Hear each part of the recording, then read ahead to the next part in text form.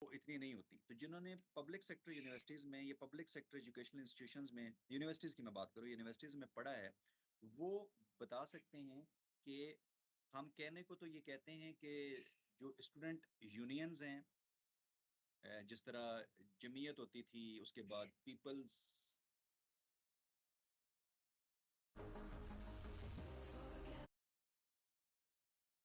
सराई की स्टूडेंट, जमात इस्लामी के ग्रुप्स हैं, ये बैन कर दिए गए। इनकी तरफ से, गवर्नमेंट की तरफ से एक नोटिफिकेशन जारी हुआ कि यूनियंस जो हैं और स्टूडेंट पॉलिटिकल विंग्स जो हैं उनको बैन कर दिया जाए। नोटिफिकेशन तो हो गया, लेकिन आपको भी पता है और मुझे भी पता है कि ये ग्रुप स्टिल एग्जिस्ट करते हैं, और लोगों को पता है जो यूनिवर्सिटी में पढ़ रहे होते हैं कि कौन सा बंदा किस ग्रुप से एफिलिएटेड है। एम आई राइट? ठीक कह रहा हूं ना मैं?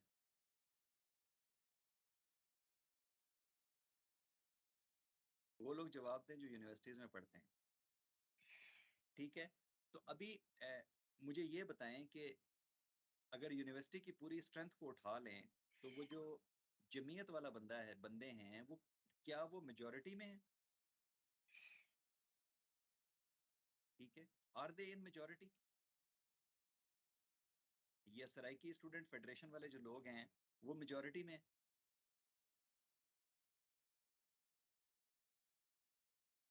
मतलब तमाम स्टूडेंट्स को ले लें आप पूरी यूनिवर्सिटी के, तो वो जो ग्रुप है, क्या वो मेजोरिटी में नहीं है। लेकिन यहाँ पर आप इस चीज से भी इत्तेफाक करेंगे कि उनकी जो बातें हैं वो सुनी जाती हैं, उनकी पॉलिसीज जो हैं वो इम्प्लीमेंट की जाती हैं, और वो डोमिनेट करते हैं स्टूडेंट्स को। ऐसा ही है ना? गलत तो नहीं कह रहा मैं?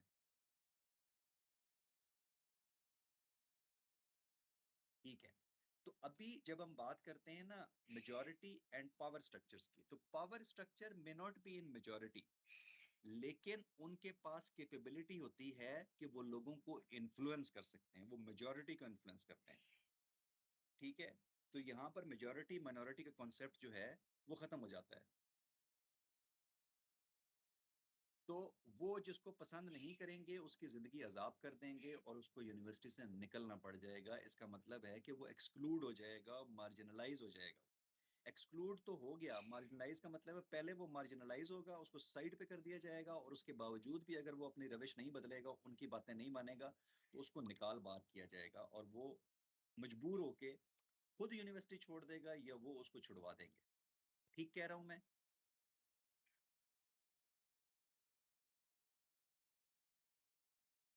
तो ये होता है concept of social exclusion and marginalisation. समझ आ गया आपको? अभी मेरे ख्याल में आगे आने वाले दिनों में जिंदगी में भूलेगा नहीं आपको कि ये कॉन्सेप्ट सोशल एक्सक्लूजन का और मार्जिनलाइजेशन का कॉन्सेप्ट क्या होता है।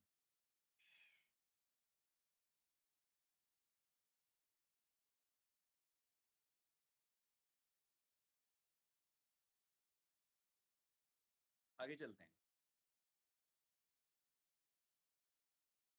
Social exclusion has been conceptualized as social behavior of dominating groups. Similarly, social exclusion can be referred to as a process hidden in unequal power distribution within a federation or state that results in creating inequalities or multiple disadvantage. अभी हम एक vast year के पूरे मुल्क के ऊपर आ गए हैं।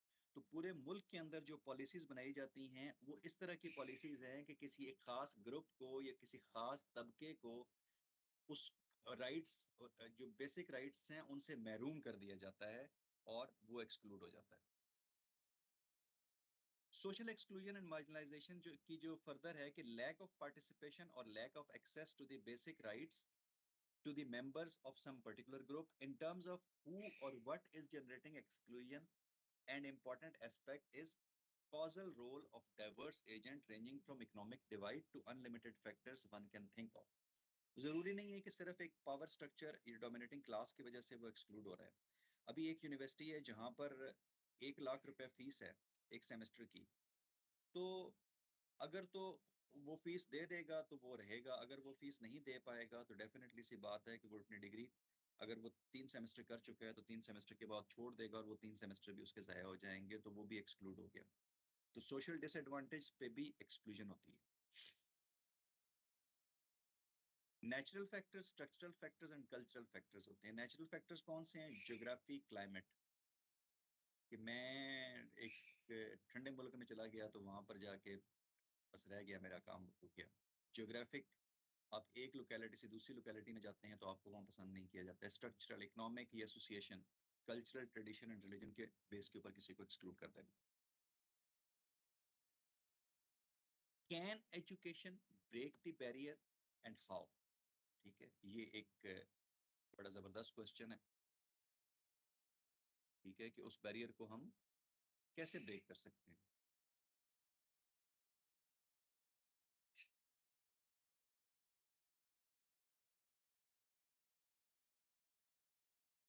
Just a minute.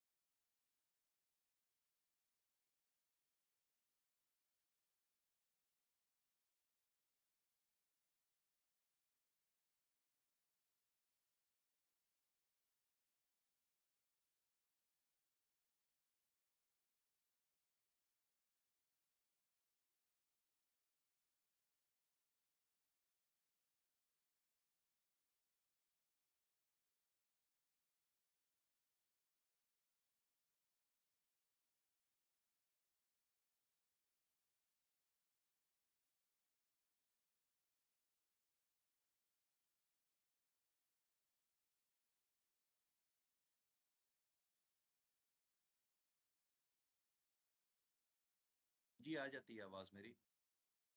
वीडियो कौन सी? सलामो बीबी, कौन सी वीडियो की बात कर रही हैं आप कि नहीं नजर आ रही है आपको? स्क्रीन तो शेयर्ड है ऑलरेडी आपके साथ।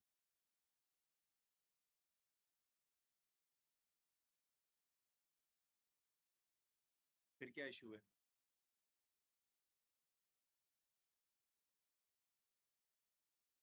मैं कुछ एग्जांपल्स देता हूं आपको यूनिवर्सिटीज की।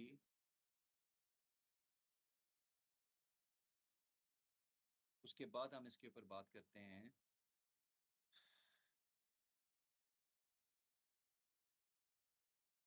Doctor Farooq Khan, who was the first VC of सवाद इस्लामिक यूनिवर्सिटी। ठीक है, he was killed, he was a psychologist and he was killed in his clinic. कुछ लोगों ने उसे आके मार दिया और बाद में तंजीम तालिबान पाकिस्तान ने उसकी रिस्पॉन्सिबिलिटी क्लेम की और उन्होंने कहा कि ये मिलिटेंसी और जहाद के बारे में, जहाद के खिलाफ बात करता था और उसको कंडेम करता था, इस वजह से हमने उसको मार दिया। तो अभी उसके बाद कोई कंडेम करेगा? कोई नहीं करेगा। ठीक है, एक और एग्जांपल है इसी तरह।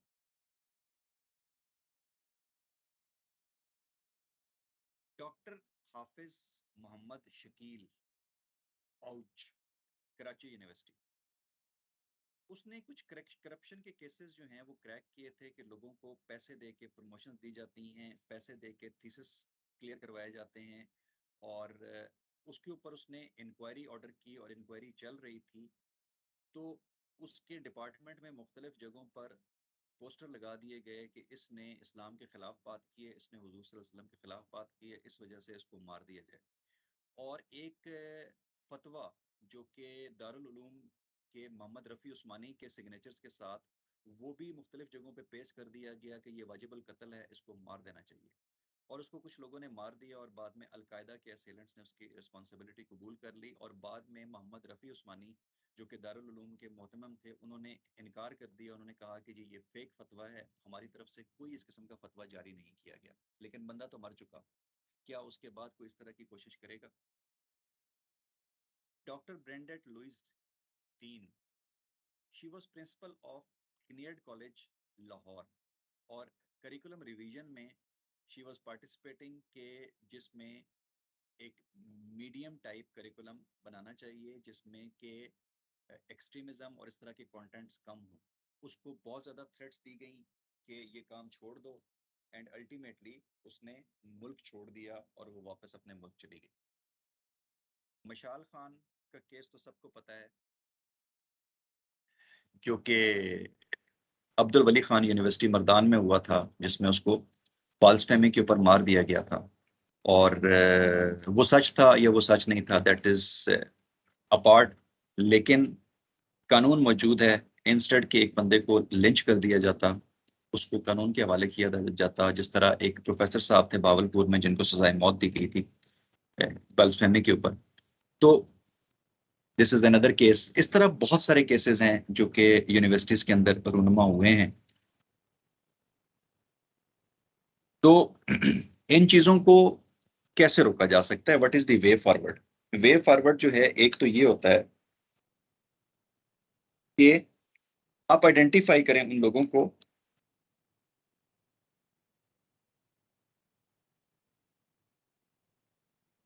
कि जो लोग आप समझते हैं कि मार्जिनलाइज हो रहे हैं, अंडर थ्रेट हैं। How shall we reduce the class difference? How shall we exclude those who have been included? ठीक है, उनको आइडेंटिफाई करें, उनको आइडेंटिफाई करके उनकी सपोर्ट करें, और जो उनकी प्रॉब्लम्स हैं उनको हल करने की कोशिश करें, बीइंग मेजॉरिटी। तो this is one of the case. Suicide के केसेस होते हैं, लोगों ने खुदकुशी कर ली।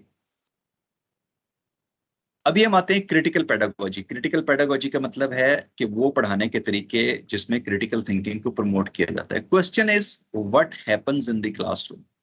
क्लासरूम में होता क्या है, ये चीज समझने की जरूरत है और इस चीज पर सवाल करने की जरूरत है।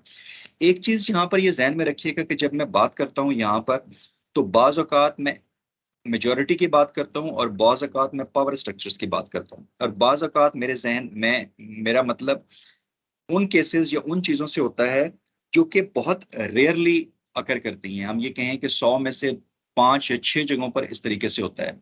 लेकिन अगर 100 में से 5 या 6 जगहों पर भी इस तरीके से हो रहा है, तो कल को वो जो 5-6 है वो इंक्रीज होकर 10 पे आ जाएगा, 20 पे आ जाएगा, और वो बढ़ता चला जाएगा अगर उसको ना रोका गया। तो जब हम बात करते हैं कि क्लासरूम के अंदर क्या होता है, ये देखने की जरूरत है। फिरारे ने 1970 में कहा था कि in a traditional view of education, teachers are the pillars of knowledge. हम ये कहते हैं कि जो उस्ताद है ना, वो एक पिलर है, एक सुतून है मालूमात का, नॉलेज का, और उनको सब पता है, जबकि स्टूडेंट्स को कुछ पता नहीं है।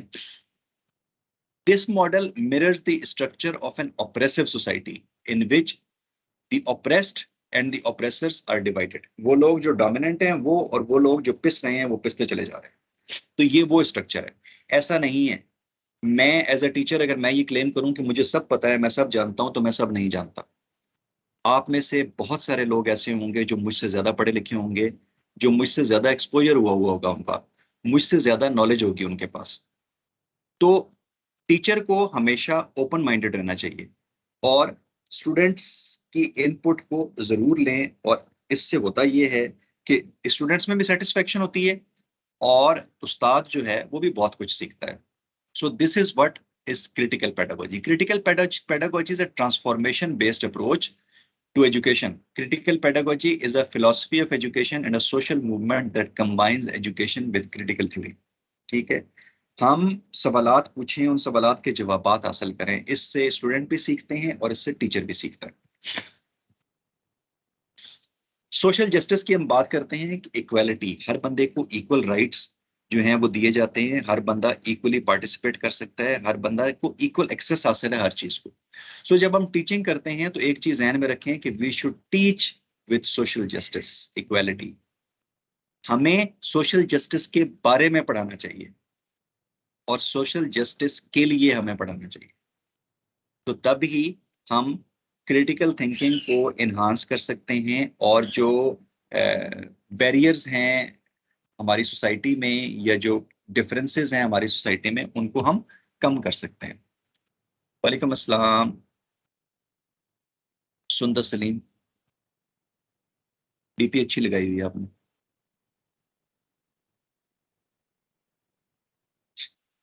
What is the role of teacher and student? John Dewey ने 1963 में कहा था, learning through problem solving and practical application leads students to take a more active role in determining their experiences and positions in the society. ठीक है, problem solving का मतलब क्या मतलब है? मतलब ये कि आपको मसला दे देते हैं, उनको कोई क्वेश्चन पोज करते हैं और उस क्वेश्चन का वो हल निकालते हैं मिलके with the help of teacher. तो इससे उनको बहुत सारी चीजों का पता चलता है और बहुत सारी चीजें सीखते हैं। गिरोक्स ने 1977 में कहा था कि by creating appropriate conditions in the class, teachers enable students to become cultural producers who can rewrite their experiences and perceptions. मुझे खुश होके स्कूल और क्लास में जाना चाहिए, ना कि मुझे ये सोच के जाना चाहिए कि यार किस मुसीबत में फंस गया, अभी फिर एक लेक्चर सुनना पड़ेगा जिसमें ना कुछ सुनने को मिलता है ना कुछ देखने को मिलता है। वही चीजें जो किताब के अंदर लिखी हुई हैं उनको उठा के वो रिपीट कर देता है, बोर्ड के ऊपर लिख देता है या प्रेजेंटेशन के अंदर डाल देता है। नहीं, ऐसा नहीं होना चाहिए। तो अगर हम एनवायरनमेंट्स वो पैदा करेंगे जिसमें हम रोज को नई चीज सिखाएंगे, किसी नए टॉपिक के ऊपर बात करेंगे स्टूडेंट्स के साथ, तो उनके अंदर एक क्यूरोसिटी पैदा होती है और वो चीजों को सीखते हैं और उन चीजों को इम्प्लीमेंट करने की कोशिश करते हैं अपने सराउंडिंग्स में, अपने इर्द गिर्द में और सोसाइटी में, और एक सक्सेसफुल मेंबर बनते हैं सोसाइटी के, और सोसाइटी की रीबिल्डिंग और कल्चर की रीबिल्डिंग में भी पार्टिसिपेट करते हैं। पॉलो फेरारे ने 1998 में कहा था, classroom experiences with the help of teachers should become situations in which students are encouraged to act as active agents। ये नहीं कि बस एक तरफ बैठ के वो सोए रहें, पार्टिसिपेट करें, वो चीजों को हल करें, वो मसाइल का हल निकालें और वो कुछ सीख के वहां से निकलें। इफेक्टिव पेडागोजीज कौन सी होती हैं? Praxis. The purpose of the educator and the educated, the leader and the followers in a dialogue between equal partnership is called praxis. ठीक है, डायलॉग करते हैं हम एक दूसरे के साथ, रिचर्ड पॉल ने कहा था। उसके बाद क्वेश्चनिंग टेक्निक होती है, टीचर से सवाल किया जाता है, टीचर सवाल करता है, उसमें आप बहुत कुछ सीखते हैं। So that was all from my side as far as this unit was concern. किसी का कोई सवाल हो तो वो पूछ सकता है, उसके बाद फिर हम अगला शुरू करेंगे।